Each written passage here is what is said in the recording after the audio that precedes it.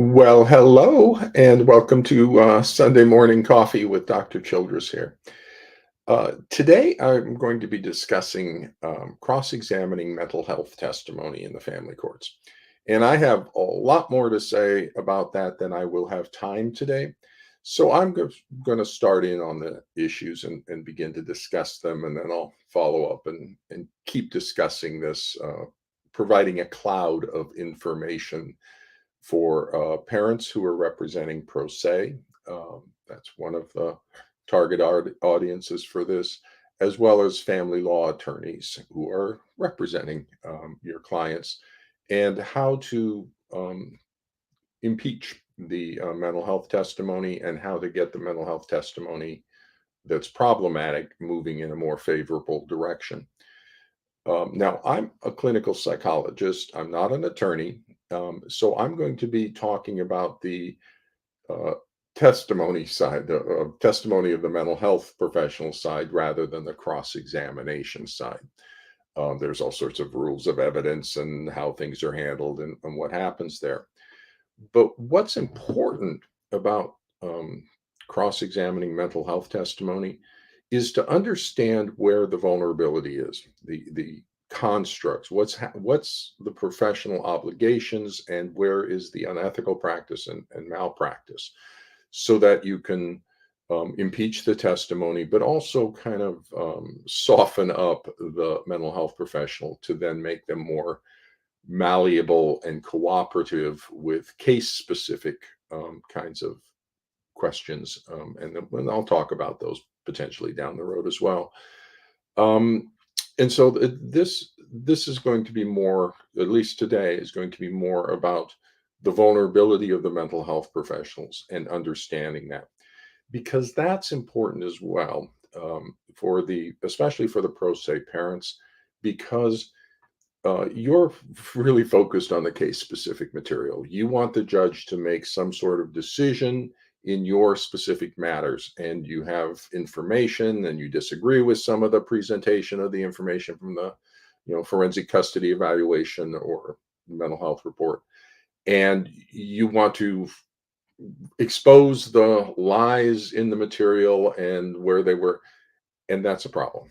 Okay, so because you get lost in the weeds. When you get case specific, it's a little too early in the matter. You have too much investment in it.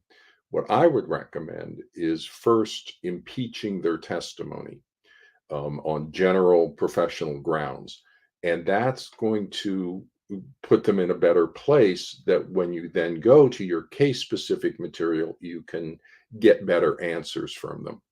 But if you have a problematic mental health professional in your situation, you've got two problems.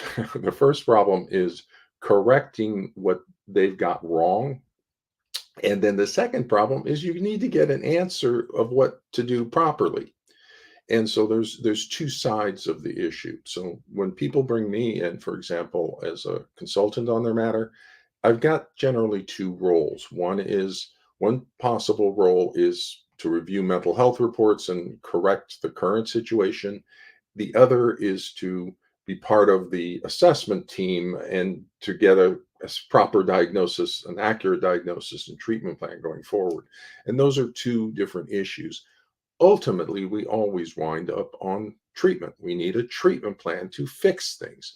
And for that, we're going to need a diagnosis. So we're going to need a clinical diagnostic assessment to the appropriate differential diagnosis. And we're going to have to get an accurate diagnosis to get an effective treatment plan. It always lands on treatment. But in cases right now, you have difficulties because the mental health people are ignorant, incompetent, and they're because of that, they're participating in the child abuse. They're misdiagnosing the delusional disorder, misdiagnosing the child abuse, not diagnosing it, and not failing, or they're failing in their duty to protect obligations.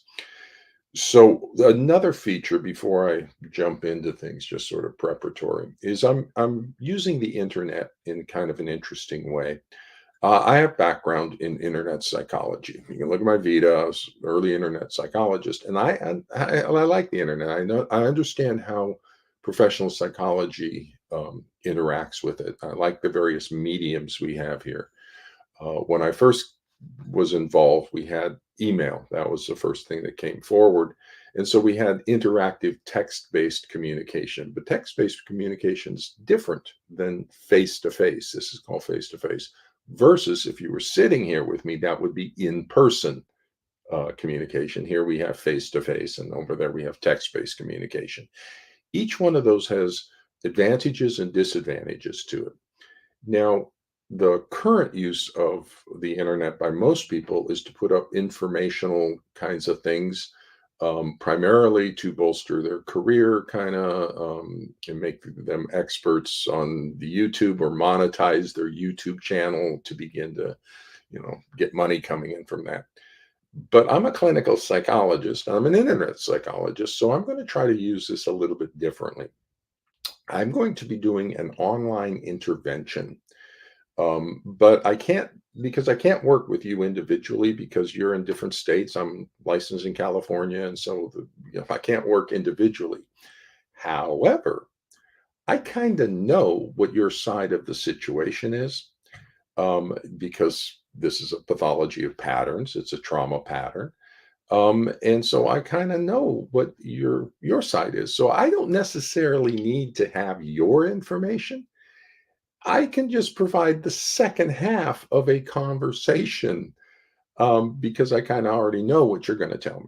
Whereas if I'm meeting with somebody, a client, and they might have depression or anxiety or a variety of things, oppositional defiant disorder, autism. It could be, and so I have to come in and figure out what's going on before I can give you my side of the professional relationship. But because I kind of know what your patterns are and what the pathology is, I can just go ahead and give you my side. And then that's the intervention. But because I'm giving it to everybody, I don't have to be licensed because it's just informational. And so part of what I'm doing here in helping parents and their attorneys cross-examine mental health testimony is I'm discharging obligations under standard 1.05 to take further action appropriate to the situation when there's ethical violations. And so I am empowering parents and your attorneys to be able to acquire professional competence and to be able to advocate effectively for child protection of your child from the pathological parent and the child abuse. So, so I'm giving professionals, I'm empowering professionals to represent your clients and empowering the parents to acquire proper mental health and competent mental health services in the family courts. So, with that kind of introduction, and I'm not going to get through everything today, so I'll continue on with whatever I don't get to. Again, creating a cloud of information. So let's see here. Yeah, so we're going to talk about cross-examining mental health testimony. And to start with, though, I want to talk about the fundamental issue, the vulnerabilities within the mental health people. And it's a forensic psychologist or who you're going to be encountering, whether they're on the treatment side called reunification therapy, there's no such thing, or whether they're doing the custody evaluations that they love to do. You're going to encounter forensic psychologists, not so much the clinical people, because they don't work in the family courts. Maybe I'll have a separate one about them. So I'm going to be discussing how to cross-examine the forensic people, and there's a thought disorder involved. It's not linear logical reasoning, and because of that, they're going to be vulnerable to on a number of areas. But to understand that, you have to understand the difference between forensic psychology and what all the rest of psychology does. The doctors, the forensic psychologists stopped being doctors and they became like many judges in the family court system. And that's a problem. And that's a problem for them because doctors are always doctors.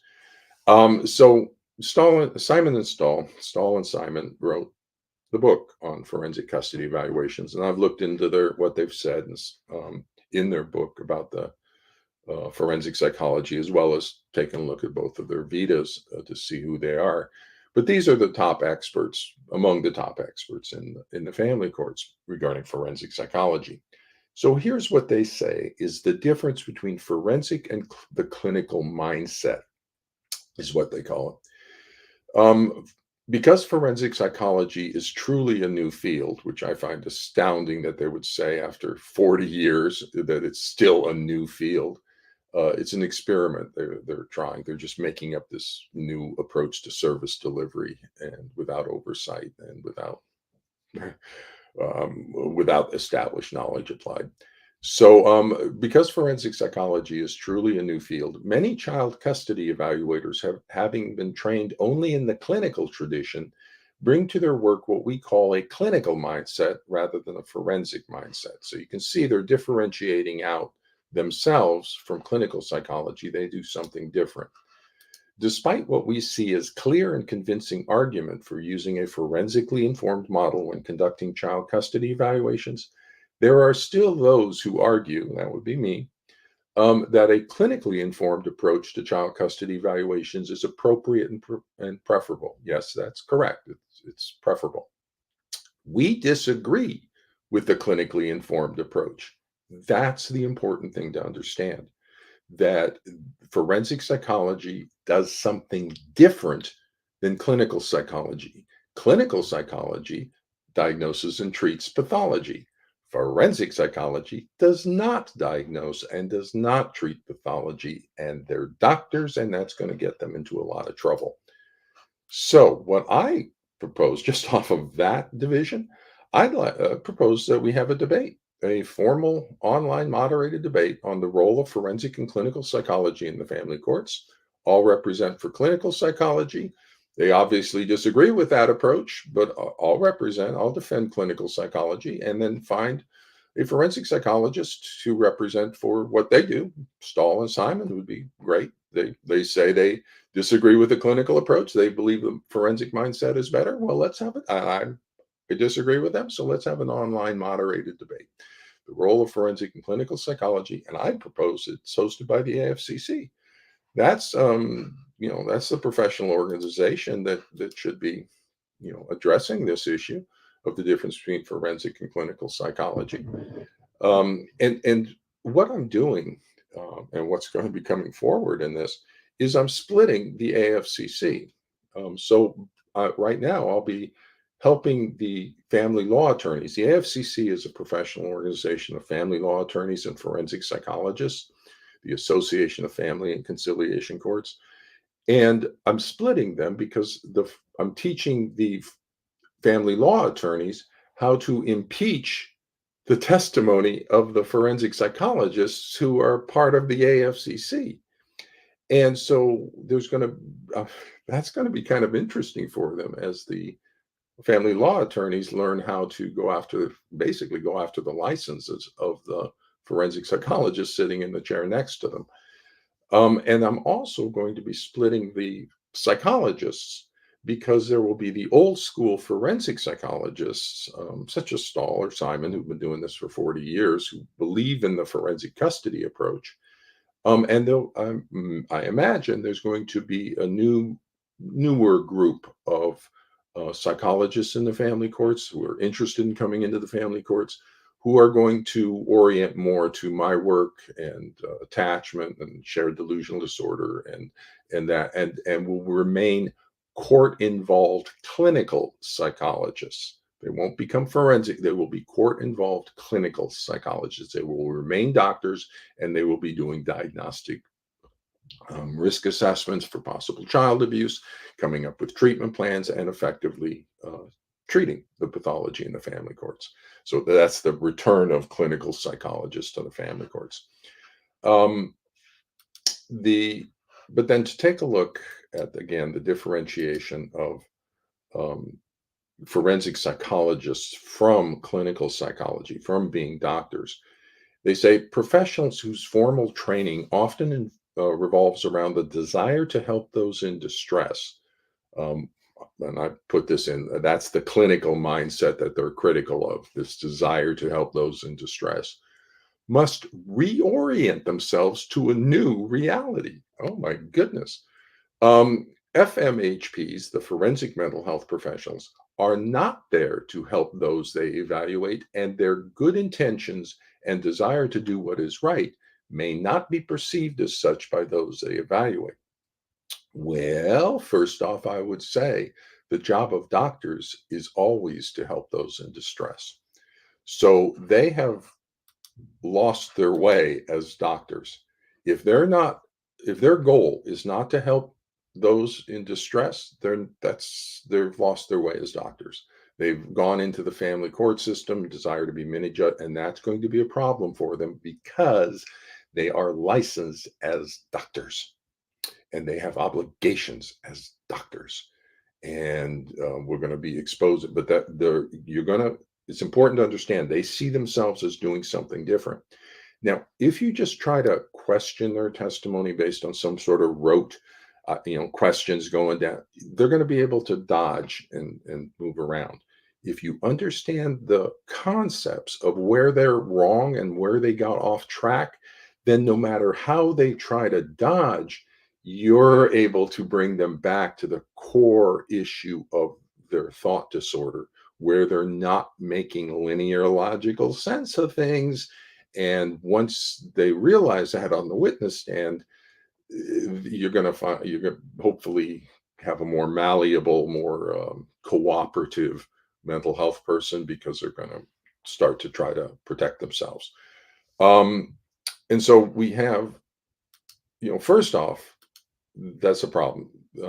But then that they're not there to help there. Their good intentions.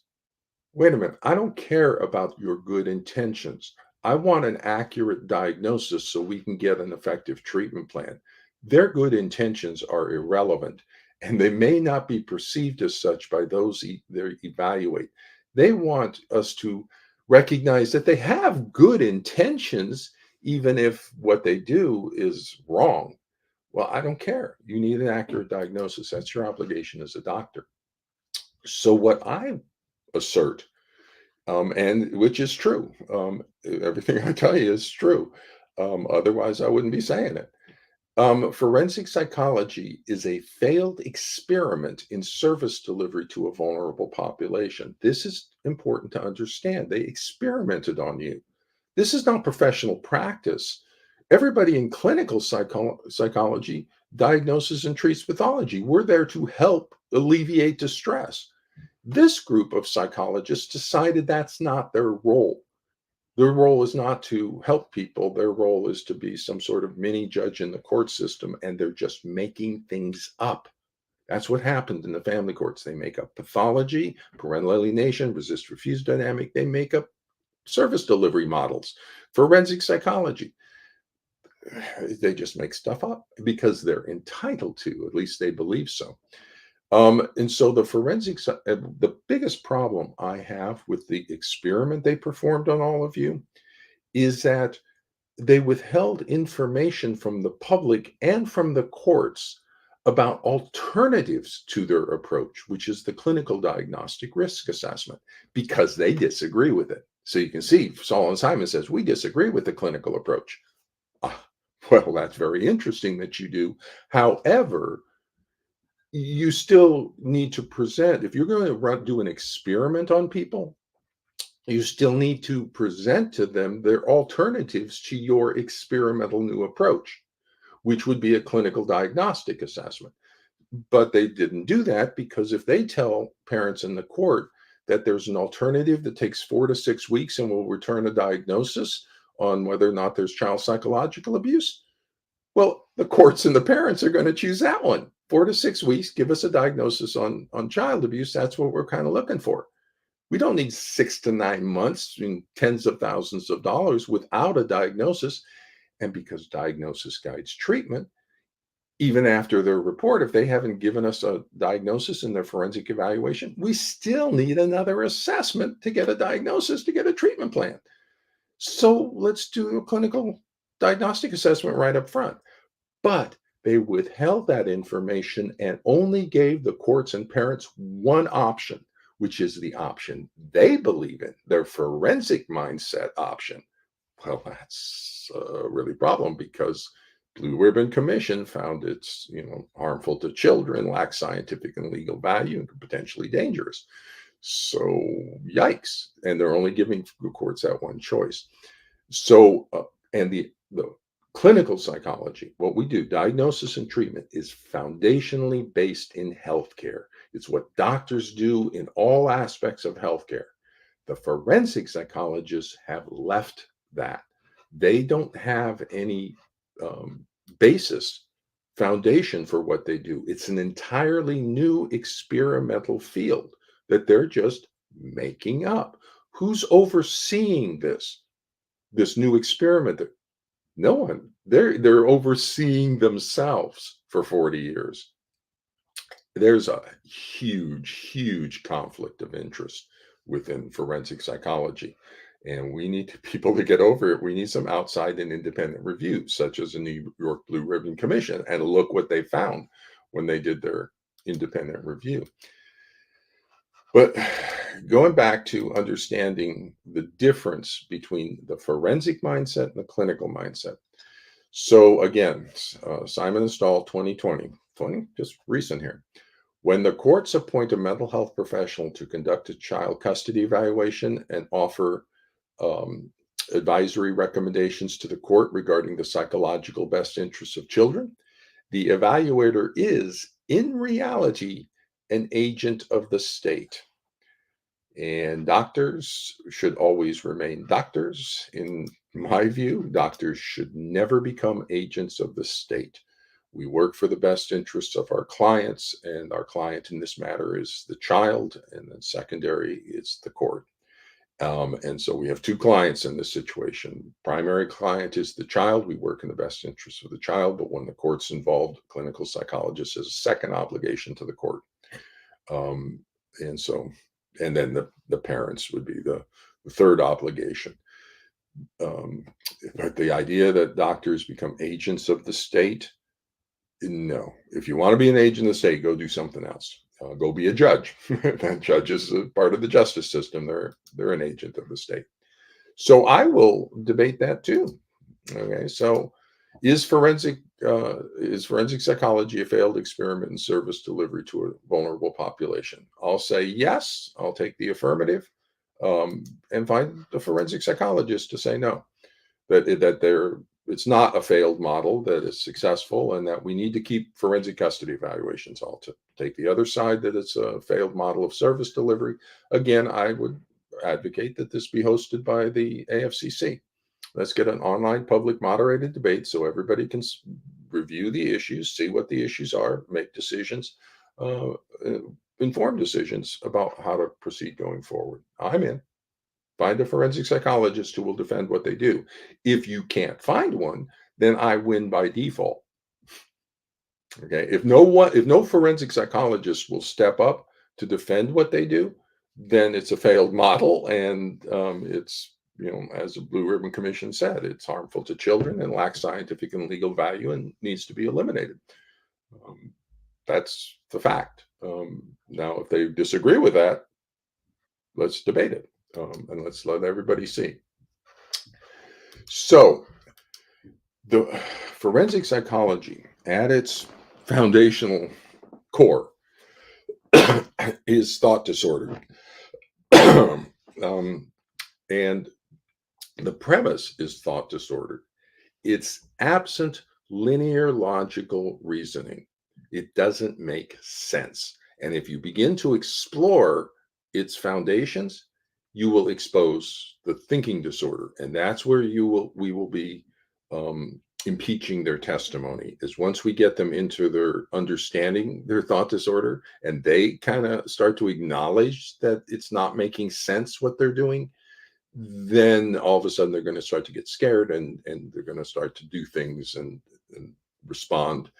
And then you'll have openings to expose their vulnerability, impeach their testimony. So normal range thinking, to understand what a thought disorder is, normal range thinking moves from evidence to conclusions, whereas a thought disorder begins with the conclusion as fixed and then constructs the evidence to match the fixed belief. So with cross-examination, that's a very linear logical approach. And you can use that to expose the thought disorder that's in forensic psychology, i.e., their absence of um, linear logical reasoning. And so, again, when I understand everybody's locked into the specifics of your matter, but I'm going to encourage you to think a little bit more broadly for a little bit and to impeach first impeach their testimony, and that will give you greater flexibility then as you return to the specifics of the matter. So, how do we go about exposing the thought disorder? Where is the thought disorder? Now, again, you can't just do it on a rote kind of list. Kind of can, because it's the same thing every time and it's a pattern every time. But it's important to understand the concepts of where they are vulnerable and why, so that as they get scared and start to try to dodge around, you can you're not thrown off track and with their jargon or with their nonsense, and you can bring them back to the core issue of their illogical belief system. So let's take a look at where I would recommend you start.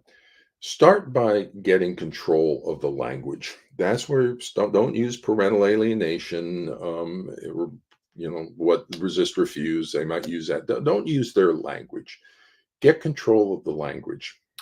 And so start by identifying a child rejecting a parent is an attachment pathology, right? It's just that and that. And they'll have to say, yes, it's the problem in the love and bonding system of the brain. Yeah, it's an attachment pathology, because the only cause of severe attachment pathology, a child rejecting a parent, is child abuse by one parent or the other. That less severe forms of problematic parenting produce what's called an insecure attachment that has different symptom features to it than a child rejecting a parent. And so that's important to establish, is that it's an attachment pathology, because then that opens the door to the risk assessment for possible child abuse. Uh, and either here's a differential diagnosis on that then. Once you get a child rejecting a parent, once you get severe attachment pathology, the differential diagnosis always becomes either the targeted parent is abusing the child in some way, thereby creating the child's attachment pathology towards that parent, a two-person attribution of causality, or the allied parent is psychologically abusing the child, a DSM-5 diagnosis of V995.51, by creating a shared or induced persecutory delusion and false, factitious attachment pathology in the child for secondary gain to the parent of manipulating the court's decisions regarding child custody and for meeting the parent's own emotional and psychological needs. So, that second part, the shared delusional disorder, the factitious disorder imposed on another, those are professional diagnostic level issues. Okay, so it's deeply unfortunate that parents and attorneys need to understand the psychological pathology involved, because the mental health people don't. And I will say this, continue to say this all the time. Patients should never, ever, ever have to explain the pathology to the doctor, but you guys do. And so it's important to become informed consumers of mental health professionals. It's important to understand what the nature of the pathology, the problem in the family courts and with your children is. And they should also understand that. And so once we anchor it as a potential persecutory delusion and as a false or factitious attachment pathology, that establishes domains of competence for them. They have to be competent in diagnosing and assessing and treating those, and they're not. And that's where we're going to expose and impeach, is that they're not competent in the pathology. There may be tremendously competent in the procedure of conducting forensic custody evaluations. So they've done forensic custody evaluations for 30 years, but they're not competent in the pathology. So they've been incompetent for 30 years. And that's wow. Um, that's why everything's a mess over here. We don't have any competent mental health people with the problem, with the pathology, with the attachment pathology, the delusional disorder, the family systems pathology. We just got custody evaluators who do what they do and make stuff up. So, um, in all cases, because the only cause of severe attachment pathology in a child rejecting a child abuse by one parent or the other, we need this diagnostic question answered in all cases. Is the targeted parent the abusive parent, or is the allied parent the abusive parent? The problem is they only took a look at one half of that issue. Is targeted parent abusive? They kind of said no, but they didn't really clear the parent. They said, well, there's problems with them because the child complains, but no, if that's child abuse by the targeted parent, I want to see a child abuse diagnosis, physical, sexual neglect, and we put that on a treatment plan and we fix it. But if it's not the targeted parent, then it's the allied parent, and so we need a yes no answer to that. And why is it a persecutory delusion? Well, no. Why not? What criteria is missing, or factitious? Why not if it's not there? But explain a little bit. Shared persecutory delusion, and a factitious disorder imposed on another. Those are the psychiatric diagnoses that are involved.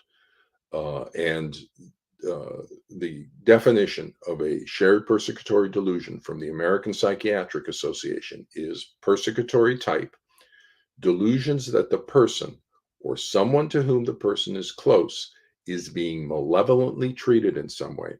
Google malevolent, having or showing a wish to do evil. So, does the child have a fixed and false belief, a delusion, that the targeted parent or that they are being malevolently treated in some way by the targeted parent? Yes, that's a persecutory delusion, fixed and false belief they're being malevolently treated in some way. Does the parent, the allied parent, share this fixed and false belief that the child is being malevolently treated in some way by the targeted parent? Yes, that's a shared persecutory delusion. And so that's the linear and logical reasoning side of things uh, that they miss, they don't understand. So, and I won't get into this today, but as you present this information to the mental health professional and you present the definition, do you agree with that definition?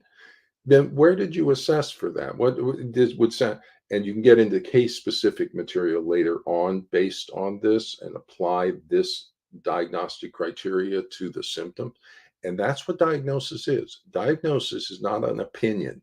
It's the application of the diagnostic criteria to the symptom evidence.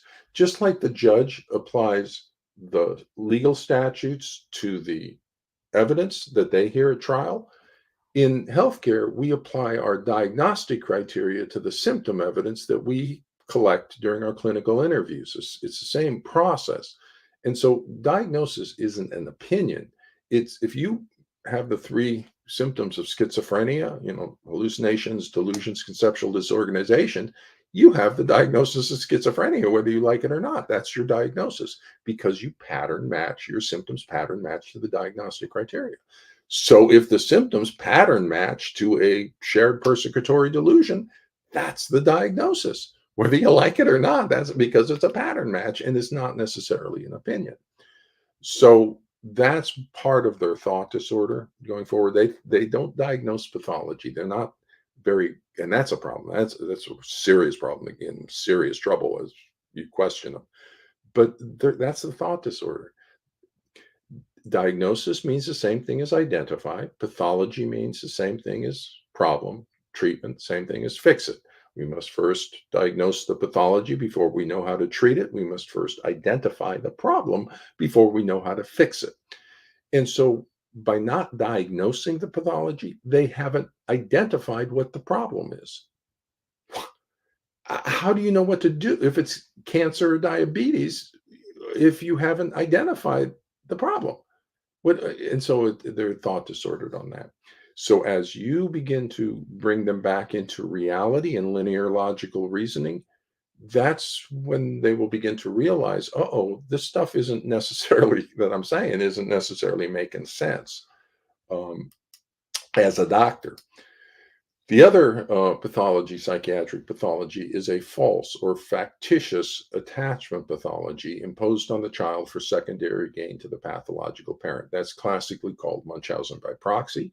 In Munchausen by proxy, over in the medical field, Children's Hospital, that's where I work. That's the issue is a false medical pathology being imposed on the child for secondary gain to the parent. Um, Over here, it's a false psychiatric pathology, delusional disorder, and false attachment pathology, psychological pathology being imposed on the child for secondary gain to the parent. You Google factitious, it's artificially created or developed. This is an artificially created attachment pathology. So it's a factitious disorder imposed on another. And that's, again, the thought disorder with these mental health, that they're not even thinking diagnosis. And so they're missing these diagnoses because they're not competent in either one of these diagnoses or either one of these pathologies. They're not even considering them. They've missed the diagnosis. You know what? Misdiagnosis. They've misdiagnosed the pathology. And when you misdiagnose a shared delusion, you become part of the shared delusion. If you believe it and believe that there's child's being malevolently treated in some way, and you've misdiagnosed the persecutory delusion, then you become part of the shared delusion. You become part of the pathology. And when that pathology is a psychological abuse of the child, you become part of the psychological abuse of the child by believing the delusion as if it was true. And when the pathology is the spousal abuse of the targeted parent using the child as a weapon, you become part of the spousal abuse using the child as a weapon because you misdiagnosed the pathology because you are practicing beyond the boundaries of your competence. So that's the domain we're taking them into, is their incompetence and their collusion and their misdiagnosis and for them. Now they're going to come in real puffy, because they're puffy and they testify a lot and they're an expert witness, and so they're going to. But testimony is always stressful. Even my testimony. Oh, I get wiped out for a day afterwards. I have to get a data not because it's problematic. It's just like a quiz for me. I don't have opinions. I just talk about the knowledge and apply knowledge, and so it's not stressful in that way. What's stressful is every sentence has to be precise. Every word choice has to be precise. And there's the opposing counsel who's looking to impeach my testimony and potentially go after my license or get me into trouble with license. And so it's just tense the entire time. So if I'm testifying for hours, that's stressful. And so they're going to come in as puffy and pompous because they're confident in what they're going. But as you start to open stuff up, it's going to make it immensely stressful for them. And they're going to have to start doing risk assessments on their answers for each answer. Is this a safe answer? Is this a dangerous answer? And they're going to see you start to go for ethical violations, and they're going to start to dance around. And you're going to be using up their stress chemicals in their brain so that by the end of the testimony, when you start to maybe talk about case specific material, they're going to be more malleable, hopefully, more cooperative with your lines of questions and backing off of some of their assertions, and the judge is going to look at that and say they're not credible, their recommendations aren't credible. And then once you move that aside, then you have the opening then to talk about the clinical diagnostic assessment that you need or the treatment, because here's you don't necessarily need an assessment separate from treatment, because it's the obligation of all doctors to identify the problem before we begin to fix it. We need to diagnose whether it's cancer or diabetes before we begin treatment for cancer or diabetes. So all treatment providers, all doctors should begin with the diagnosis, and it's a process, and we'll talk about that in a separate thing. But so if you get a treatment plan, if you get movement towards a treatment plan, you should get it. The problem is these forensic evaluators and the work reunification therapy, all the psychology people around you are just awful, awful, awful, awful. So they don't diagnose even in treatment, and we'll talk about that in the impeaching the testimony kind of stuff. So, let's see, yeah. So with going into the first domain, and I'll address this first domain. There's a couple that follow, but I won't get to them today. Um, so the first domain is competence, standard 2.01. And this is where their problem is. They are not competent in the pathology. And this is what we're going to be exposing relative to what they did. And this will be on their vita, is where this is demonstrated.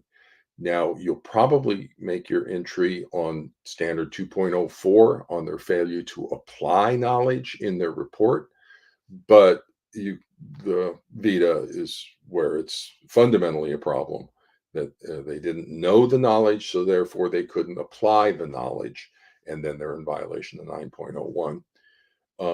But this is the foundation of that. And so psychologists provide services, teach, and conduct research with populations and in areas only within the boundaries of their competence based on their education, training, and experience.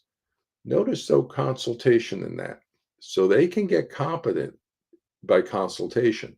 That's what they should be doing. They should be consulting with me because they're not competent in delusional thought disorders.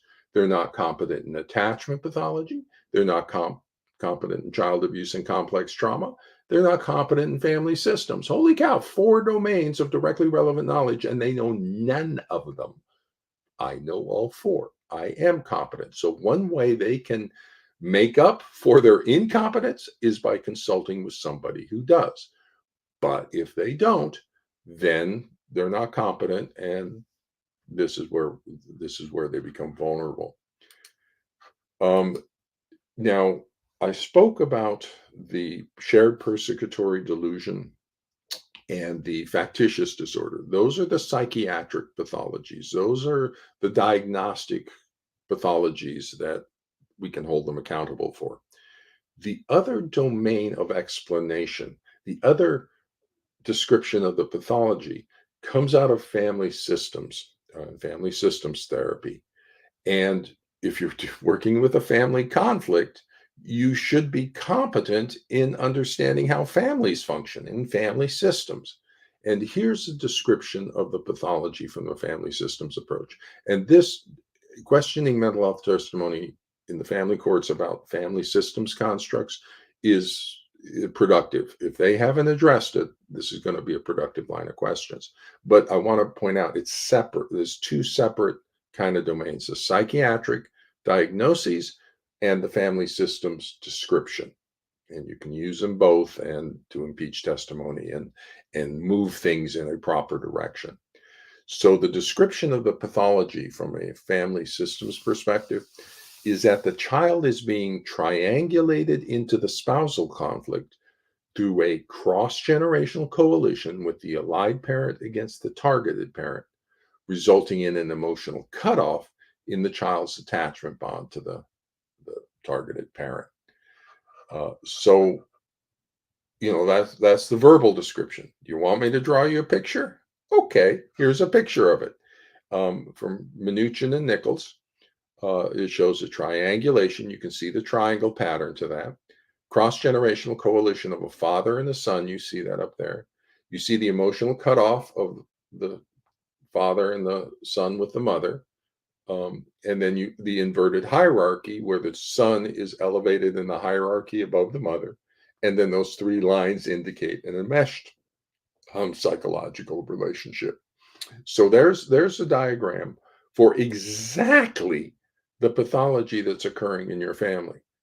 You don't need parental alienation. You don't need that. There it is. It's already in the literature. And the moment you establish yourself in a uh, ground yourself in established knowledge, all of family systems therapy becomes available to you. All of these constructs, their whole history of what they are and things, and how they develop and their treatment and resolution becomes available. When you use made up pathology like parental alienation or resist refuse, none of this becomes available to you.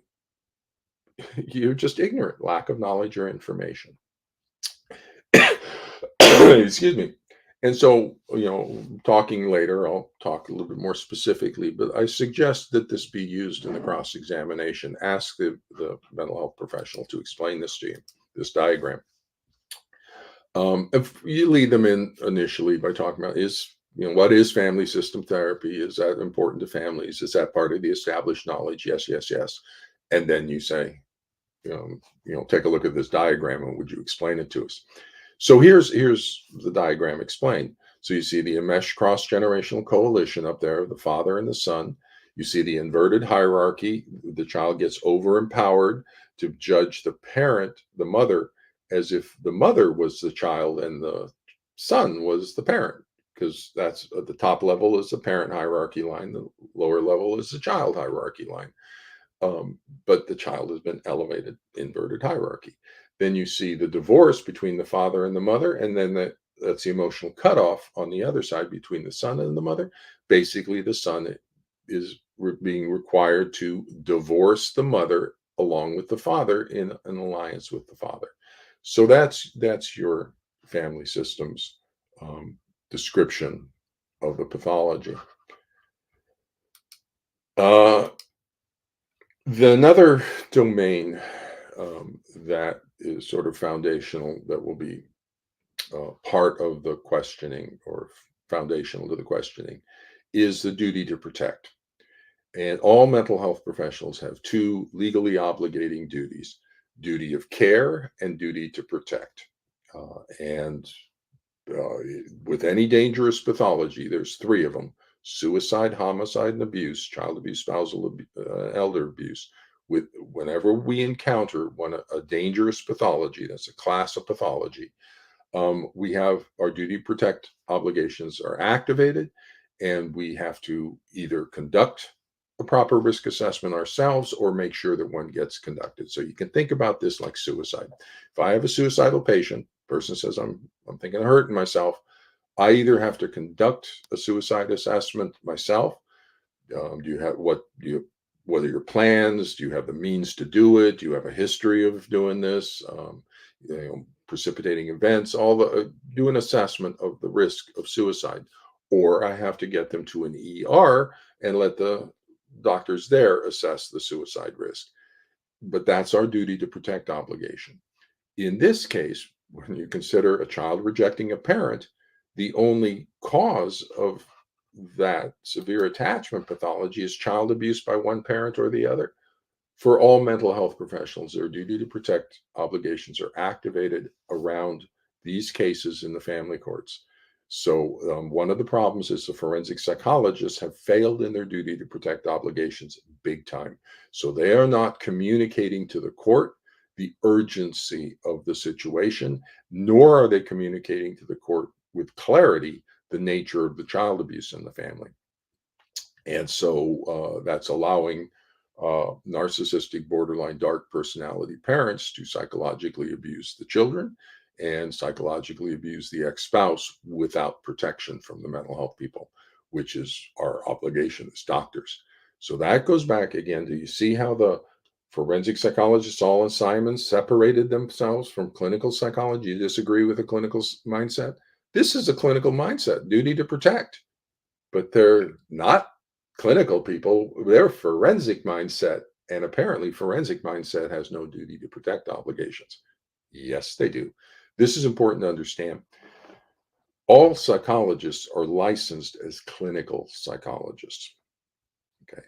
Forensic psychology is a subspecialty practice, such as early childhood mental health. I have early childhood specialization, 0 to 5. That's a subspecialty within clinical psychology.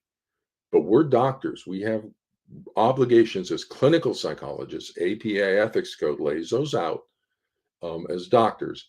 And then you can add to that, or there's a subspecialty of forensic, but they have said those don't apply to us.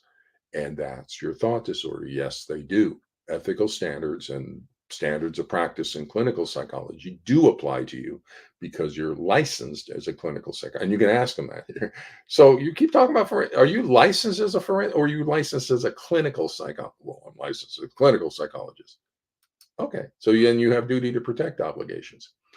And so then, yeah, in all cases, this is just should be happening. In all cases of severe attachment pathology surrounding court-involved custody conflict displayed by the child, a proper risk assessment for child abuse needs to be conducted to the appropriate differential diagnoses for each parent. And that wasn't done.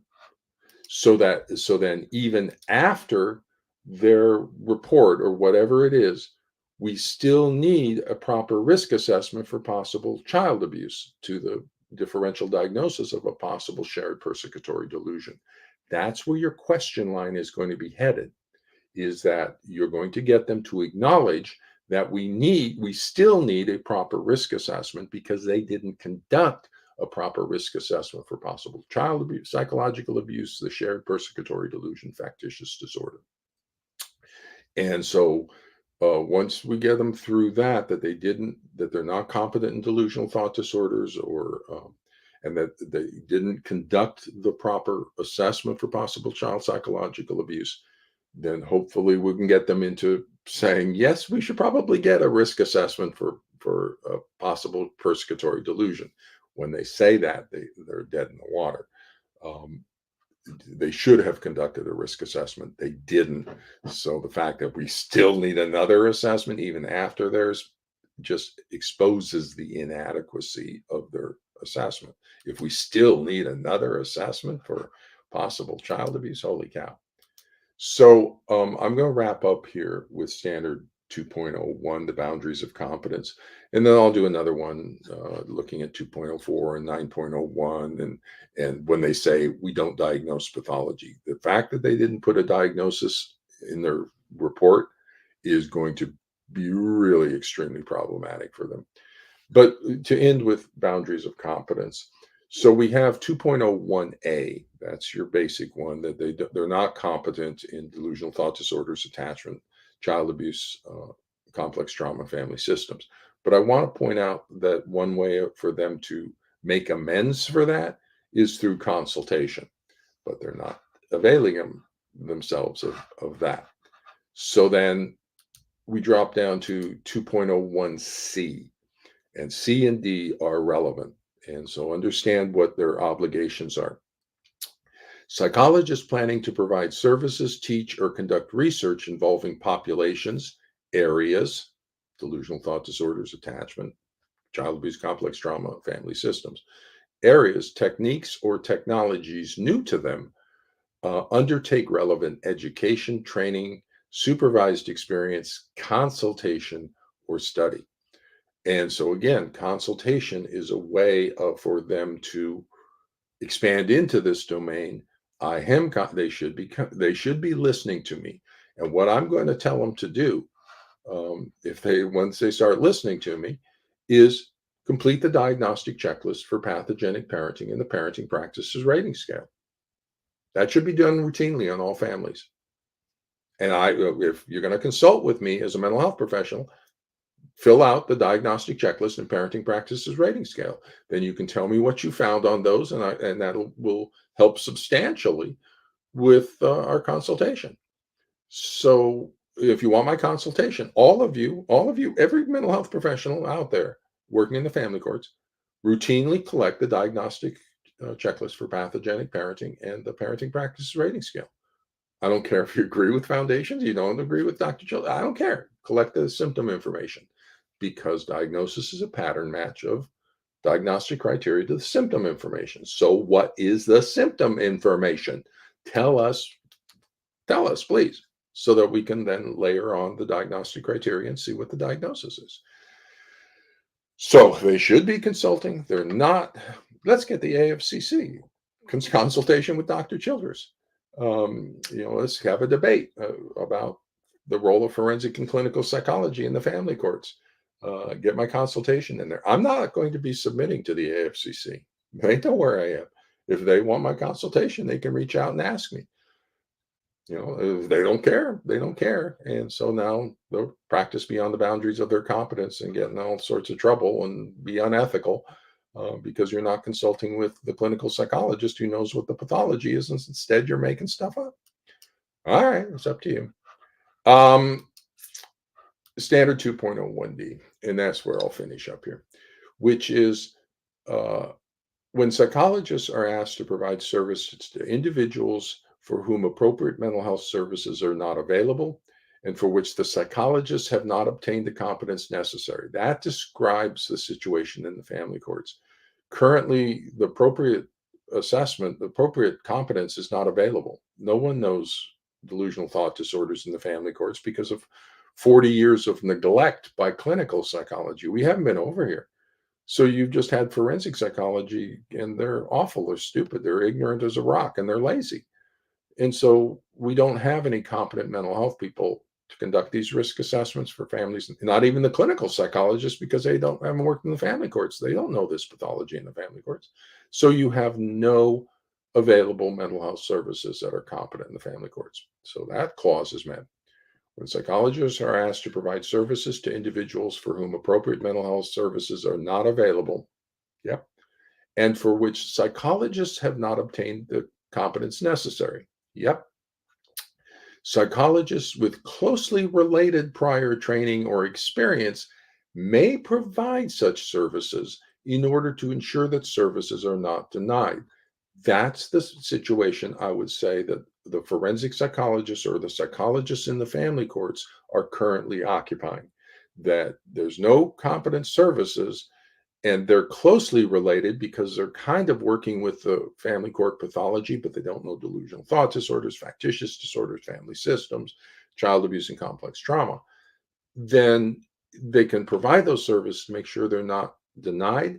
However, if they make a reasonable effort to obtain the competence required by using relevant research, Bowling, Minuch, and Beck, training, I don't know where you're going to get training, me maybe, or consultation. There you go. Or study. I got all sorts of books and narcissistic parent foundations. You can do self-study on your own as well. But consultation is the way for them to get out of this situation. But they don't, because the moment they consult with me, they acknowledge that everything I'm saying is right. And the moment they acknowledge everything I'm saying is right, they acknowledge they weren't competent before, that they've missed, and their experiment has destroyed tens of thousands of children's lives and the lives of their parents because of their ignorant, incompetent, and unethical malpractice for 40 years. But we have to acknowledge that before we can get the changes necessary to actually solve the pathology. We have to acknowledge that forensic psychology is a failed experiment. We need to end it, and we need to get clinical psychology back. One of the first things we need to do is to get a diagnostic assessment protocol, and then followed by the treatment protocol that everybody agrees to, and that will produce an accurate diagnosis. Diagnostic checklist for pathogenic parenting and the parenting practices rating scale. Put those two symptom documentation instruments together. There is your diagnostic assessment protocol. It will accurately identify the pathology 100% of the time and will never misidentify any other pathology as being this, the attachment pathology in the family courts. So do that. And if you don't agree with me, you want to fight with me about it, because everybody fights about everything in the family courts, Then you get a pilot program for the family courts with university involvement and get the university to come up with the diagnostic assessment and treatment protocols for the family courts, and fix it and do it. But right now, we have undiagnosed and untreated narcissistic borderline dark personality pathology in the family courts that is abusing children and abusing the targeted parent, using the child as a weapon, and the mental health people are doing nothing about it. They're not even identifying it for the court. The court cannot act without the proper information, and it's not getting the proper information. First information, there's two options, Your Honor. You have a custody conflict from or custody evaluation from these forensic people, or you have a clinical diagnostic assessment from the clinical people. But then you have to find the clinical person to do that. Who are you going to find to do that? Oh my goodness, there's no one out there. Look for dads who were dealing with the borderline mom variant of the pathology. Look to dialectic behavior therapists as your treatment providers, diagnosticians. For moms who are working or dealing with the narcissistic dad variant of the pathology, look in the spousal abuse community, look in the intimate partner violence, domestic violence community for a therapist out of there. Both of them have personality disorder experience. They tend to be stronger and as clinicians not afraid, and they'll we need the mental health people to step up and make the diagnosis of child abuse when the diagnosis of child abuse is warranted. That's the only thing that's missing right now, is that duty to protect obligation and the backbone of the psychologist. So with that, I'm going to head off to my Sunday here. I kind of look at these. I know I keep an hour, and now if I was doing um, marketing stuff or using the internet like other people, I would be trying to contain these within like a 15-minute, 20-minute pop instead of an hour. But that's not how I'm using them. That's how I'm thinking. I'm thinking like I can do a seminar online. And so this is the same type of thing. I might do a seminar for a professional organization or for the AFCC. If they invite me, I can tell them how to cross-examine yourselves, or where you're vulnerable for cross-examination. And that's the wonderful thing about the internet, though. I call it thinking flatlander. You people think you need conferences and stuff. No, we have the internet right now. I can do a seminar and put it up on YouTube. And I don't necessarily need a conference kind of structure around me, because it's the content of the information that's valuable. So if the AFCC wants me to do a presentation, they know where to find me. They can invite me. But until there's motivation from them, nothing I'm going to do or say is going to be effective, because there's no motivation to solve it. One of my favorite sayings: don't try to teach a pig to sing. It just frustrates you and annoys the pig. So, unless they're willing to consult, unless they're willing to be competent and ethical and know what they're doing, then I'm just banging into a wall and nothing's going to happen. So, with that, I'm going to go to my Sunday, and good luck, everybody. And then we'll talk more about this topic going forward here.